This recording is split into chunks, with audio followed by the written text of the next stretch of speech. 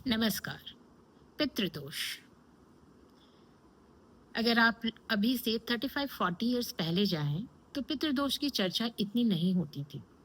और यह एक सामान्य दोष, जैसे हमारे हॉरोस्कोप में कुछ अन्य दोष होते हैं, ठीक उसी तरह से यह भी एक दोष के रूप में जाना जाता था।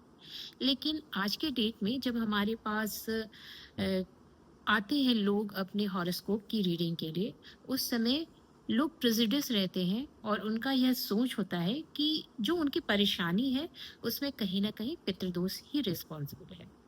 पर ऐसा नहीं है। जैसे बहुत सारी दशाएं, अंतरदशाएं या ट्रांजिट, वो अगर आपका फेवरेबल नहीं है तो भी आपके लाइफ में अप्स एंड डाउन्स आ सकते हैं।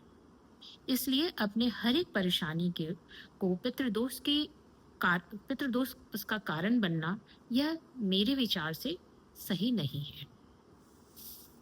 पितृदोष लेकिन है, और डेफिनेटली अगर किसी के हॉरोस्कोप में पितृदोष जैसी चीज है तो उन्हें अपने लाइफ में जिस भी फील्ड से यह रिलेटेड है, उस फील्ड में बहुत स्ट्रगल करना पड़ता है उस सक्सेस को पाने के लिए। बार बार उन्हें फेलियर का सामना करना पड़ता है।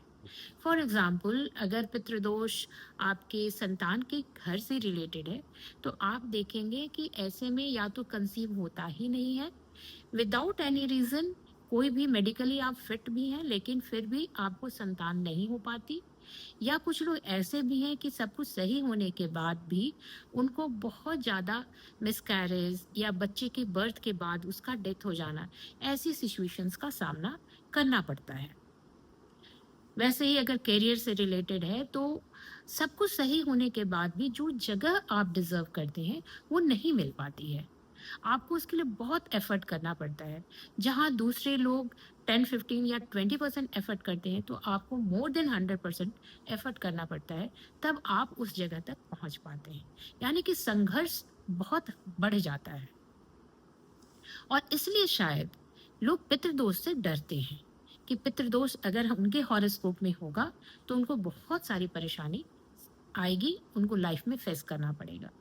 सिर्फ ये एक दो किसी जैसे संतान या करियर से ही रिलेटेड नहीं, बल्कि ये और भी कई जगहों में आपको देखने को मिलेगी।